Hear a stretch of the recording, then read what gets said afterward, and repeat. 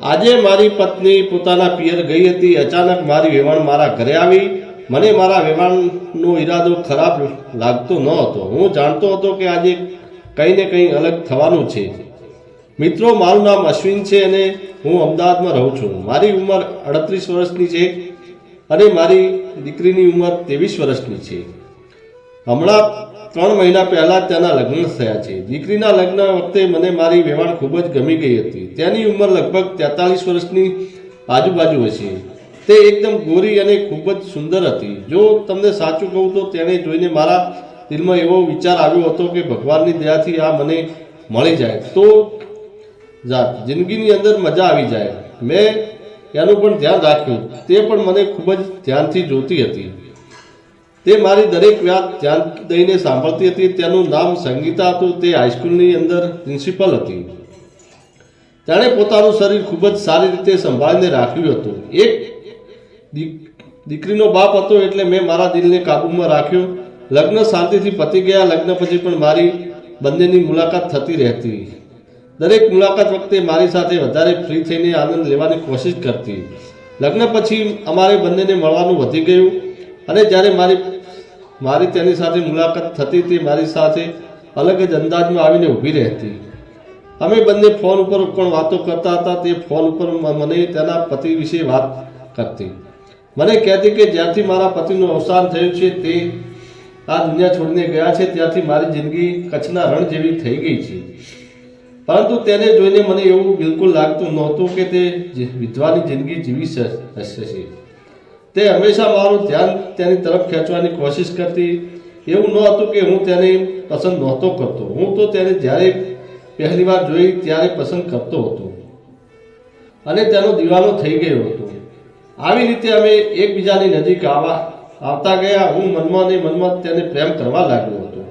પરંતુ અમારો સંબંધ એવો હતો કે અમે બંને છુપાઈને પણ કોઈ કરી શકતા ન હતા. કારણ કે જો કોઈને પણ આની ખબર પડે તો સીધી અસર મારી છોકરીના જીવન પર પડે.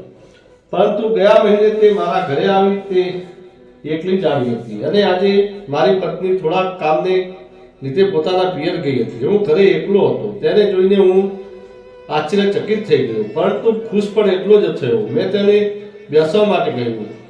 બ્લુ કલરની સાડી અંદર તે ખૂબ જ સુંદર લાગી રહી હતી. જ્યારે તે સોફા પર બેઠી અડધી સૂઈ ગઈ હોય એવી રીતે બેઠી હતી. તેણે સાડીનો પાલો અચાનક નીચે પડી ગયો અને તેને જોઈને મારું દિલ ગાર્ડન થઈ ગયું.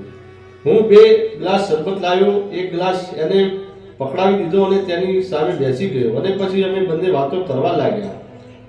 પરંતુ મારું ધ્યાન વાર ત્યાં જ જતું હતું. તે પણ જાણતી હતી કે હું શું જોઈ રહ્યો છું, પરંતુ તે પણ આ વાતની મજા લઈ રહી હતી. વાત કરતા કરતા તેણે કહ્યું, શું તમારા ઘરમાં મહેમાનોને ફક્ત શરબત જ આપવામાં આવે છે?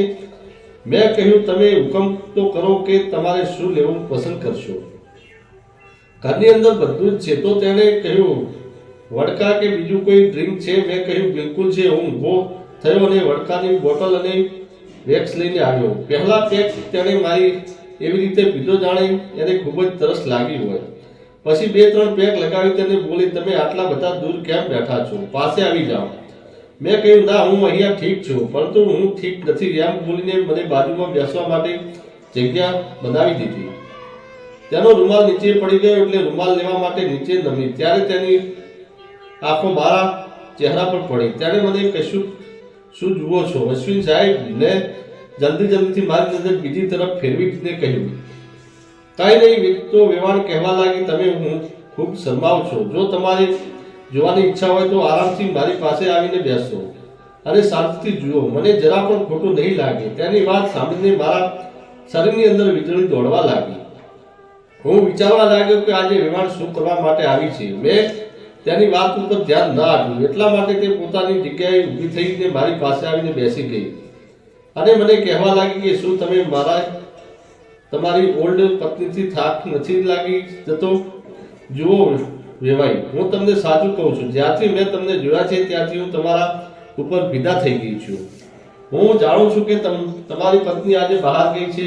મેં તેને કહ્યું, તમને કોઈ રીતે ખબર પડી કે મારા પત્ની આજે ઘરે નથી? તો વેવાણ કહેવા લાગી, તમારી દીકરી પોતાની મા સાથે ફોન ઉપર વાત કરી રહી હતી.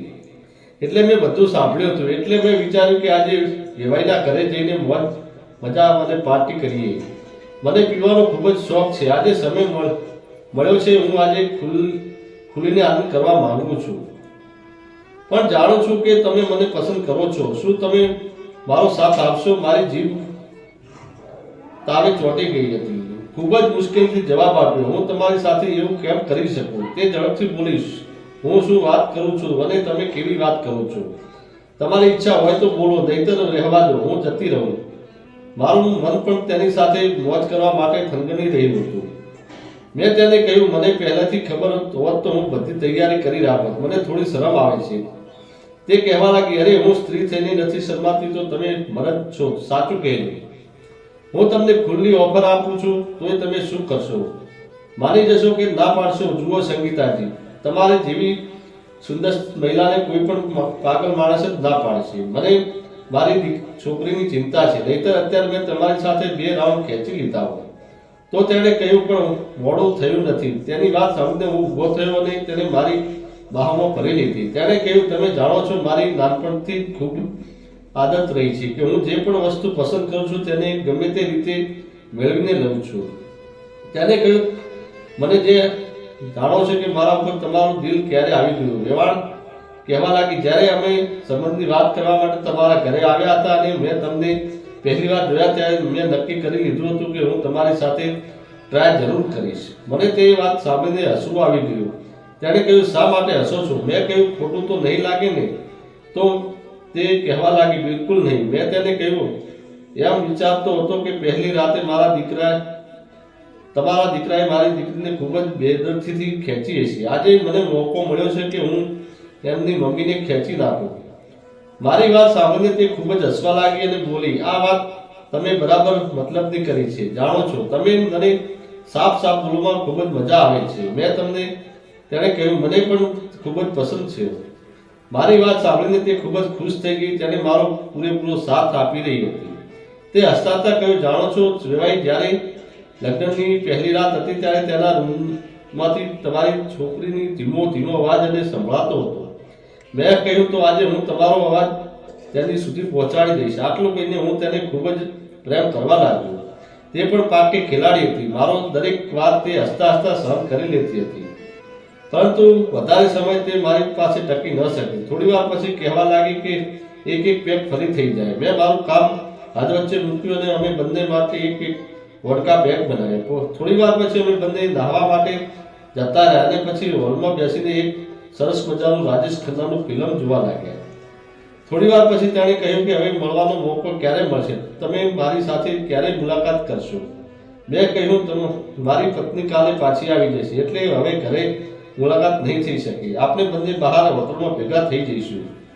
આવી રીતે અમારી લુકાછુપી રમત શરૂ થઈ ગઈ અને આ રમત લાંબા સમય સુધી ચાલી. મિત્રો, વિડીયો પસંદ આવ્યો હોય તો વિડીયોને લાઈક અને ચેનલને સબસ્ક્રાઇબ કરવાનું ભૂલતા નહીં. ફરી મળીશું એક નવા વિડીયોમાં. અને વિડીયોમાં આવેલા નામ અને પાત્ર ઘટના ફક્ત કાલ્પનિક છે, તેનો કોઈ પણ વ્યક્તિ સાથે સંબંધ નથી. વિડીયો પૂરેપૂરો જોવા બદલ તમારો ખૂબ ખૂબ આભાર. ધન્યવાદ.